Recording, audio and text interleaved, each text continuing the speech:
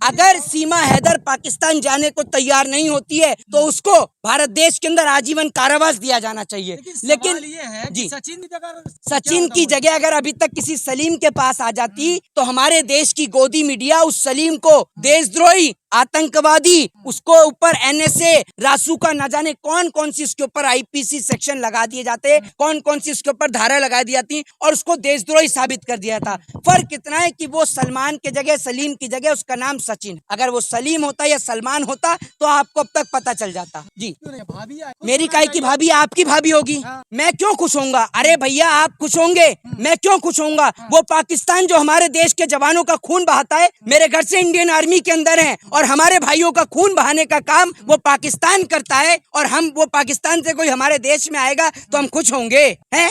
हम खुश होंगे। हिंदुओं के कैसे खुश नहीं? क्या अखंड भारत का जो सपना देख हाँ पूरा हो रहा। अच्छा, एक बात आप मुझे बताइए, नहीं तो वो पाकिस्तान की जमीन कब्जा कर यहाँ लेके आई है। आप कैसी मूर्ख, नहीं अगर हिंदुओं को लाएंगे, एक बात मुस्लिम आए हिंदू हो गई। मेरी बात सुनिए, अभी मैं आपको बता दूं कि जनसत्ता ने एक प्रेस रिलीज करी है, जनसत्ता, जिसमें ये लिखता है कि एक और तो ये बताया जा रहा है कि सीमा हैदर ने 5वीं तक पढ़ाई करी है, ठीक है ना, और दूसरी ओर ये भी बताया है कि सूत्रों के हवाले से जनसत्ता ये लिखता है कि जब उससे ये कहा गया, इंग्लिश में उससे कुछ पढ़ाया गया तो उसने फटाफट इंग्लिश में पढ़ दिया।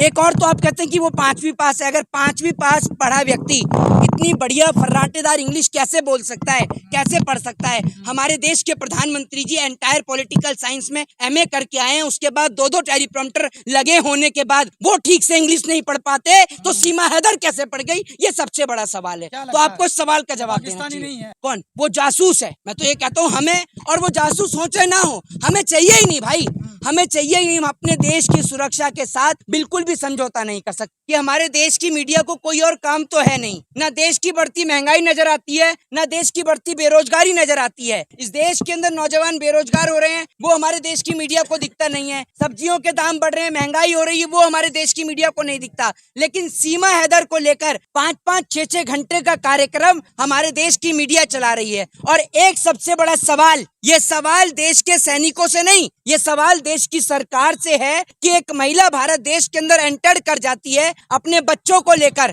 और दूसरी बात ये कि उन बच्चों का आधार कार्ड भी यहाँ पर बना लेती है। तो आखिर कैसे वो अपने बच्चों का आधार कार्ड यहाँ पर बना लेती है, सबसे बड़ा सवाल है। दूसरी बात ये कि आप उस महिला के ऊपर कैसे भरोसा कर सकते हैं जिस महिला का चाचा और भाई पाकिस्तान की आर्मी के अंदर है? क्या आपको नहीं लगता कि भारत देश की सुरक्षा को कहीं ना कहीं खतरा है उस महिला से? और वो लोग जो उसको अपनी भाभी बताने में लग रहे हैं, भौजाई बताने में लग रहे हैं, और बुड्ढे हैं तो अपने चचिया ससुर बताने में लग रहे हैं, उनको शर्म नहीं आ रही है इस बात को लेकर? बताइए ना आप मुझे कि एक और भारत देश की सुरक्षा को लेकर एक बड़ा सवाल है सीमा हैदर। और दूसरी बात ये कि आज हमें समझ में आता है कि कश्मीर के अंदर आतंकवादी हमले कैसे होते हैं, क्योंकि अगर एक महिला पाकिस्तान से भारत देश के अंदर एंटर कर सकती है तो आप ये समझिए कोई आतंकवादी भी एंटर कर सकता है और हथियारों के साथ कर सकता है, जिससे भारत देश के अंदर एक बड़ी दुर्घटना घटित हो सकती है। तो मैं पूछना चाहता हूं हमारे देश के गृह मंत्रालय से कि देश का गृह मंत्रालय क्या कर रहा है, भारत देश की आईबी इंटेलिजेंस क्या कर रही है? दूसरी बात ये कि एटीएस ने जब सीमा हैदर से पूछताछ करी तो उसमें पता ये चलता है कि सीमा हैदर के पास में 4 मोबाइल फोन है, 4 मोबाइल फोन है, मोबाइल फोन के अंदर सिम भी है। जब मोबाइल फोन के अंदर सिम है तो सीमा हैदर को हॉटस्पॉट से बात करने की क्या जरूरत है? ये सबसे बड़ा सवाल है। अगर आपके मोबाइल फोन के अंदर सिम है तो आप हॉटस्पॉट के जरिए बात क्यों कर रहे हैं? ये सबसे बड़ा सवाल है। प्रधानमंत्री कहते हैं कि पाकिस्तान से कोई पर भी नहीं मार सकता भारत। तो आप देख लीजिए पर कहाँ मारा है, पूरी परी आ गई है यहाँ। तो ये तो भक्तों की परी है,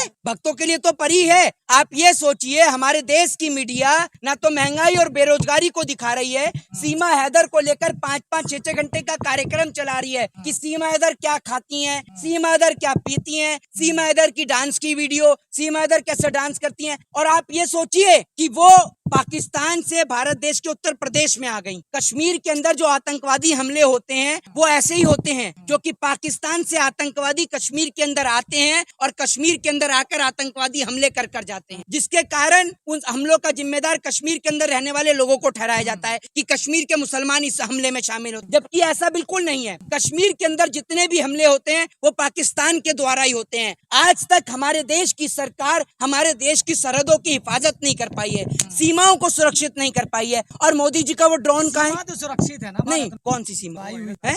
आई है ना, सीमा तो है।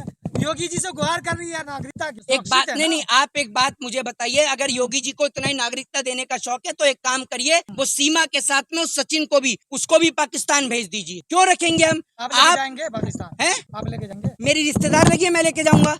भारत देश की नहीं, भारत देश की सरकार नहीं छोड़ सकती है। इससे पहले भी तो छोड़ा है, इससे पहले भी एक महिला आई थी, आपको याद होगा, तो उसको भी तो छोड़ा था। भाई हम अपने देश की सुरक्षा के साथ में कोई भी समझौता नहीं कर सकते, ये बात आप समझिए। हम अपने देश से, अपने मुल्क से बेहद प्रेम कर सकते हैं, करते हैं। और हम आपको एक बात बताएं कि हम उस देश के नागरिक को क्यों स्वीकार करेंगे? वो पाकिस्तान जो हमारे देश के जवानों का खून बहाने का काम करता है और उसके चाचा और भाई आर्मी के अंदर हैं, तो वो हमारे देश के जवानों के ऊपर गोलियां बरसाते हैं और हम उन्हीं के परिवार की बहन को अपने देश के अंदर लेकर आए। ये बताइए ना आप मुझे।